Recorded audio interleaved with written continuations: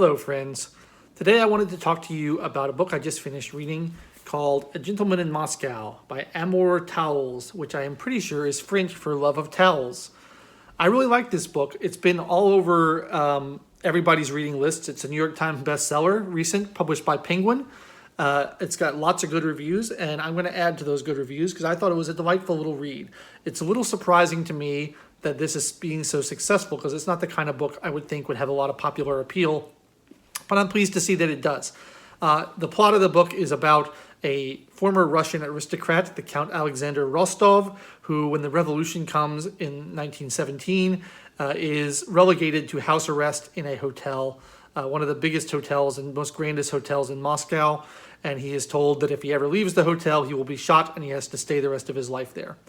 So most of the book is him just hanging out in the hotel, adjusting to life under house arrest. And it spans many years, and not a lot happens for a lot of it.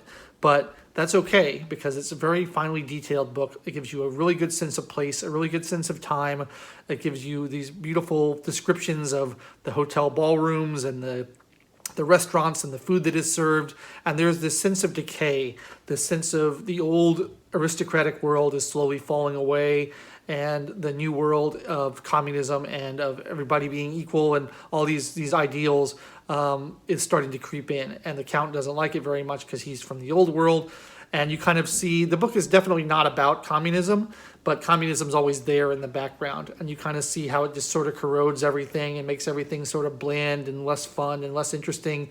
And you see how it's an economy that is no longer run on how much merit you have or how much wealth you create or anything like that. It's an economy that's run on favors and who knows someone in the right place. So I find that very interesting. The book is particularly appealing to me because I studied Russian in college, and I studied Russian literature and Russian music and Russian ballet and Russian film, and there's a lot of discussion of all that kind of stuff. And so it's very familiar to me, and it's interesting to hear all those topics discussed, all these Russian composers that I know, filmmakers that I know, literature that I know.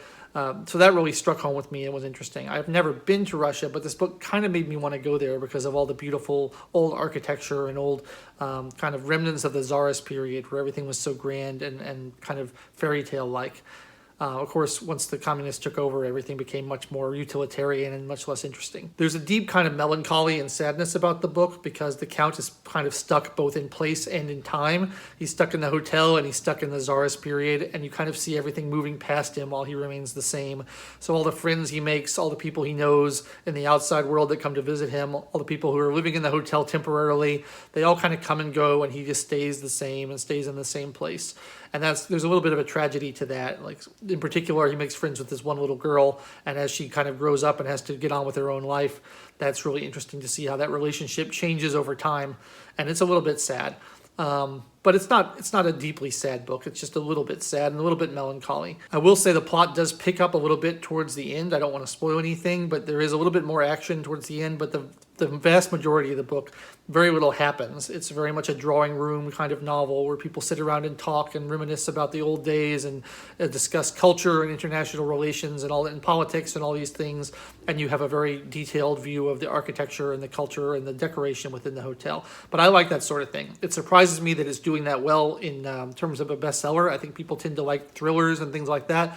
Not a thriller at all, but a very finely textured, beautiful piece of writing.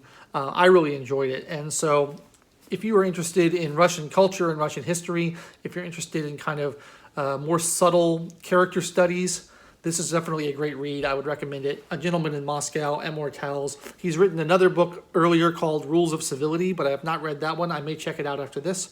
Let me know if you guys have read that and if you think it's interesting.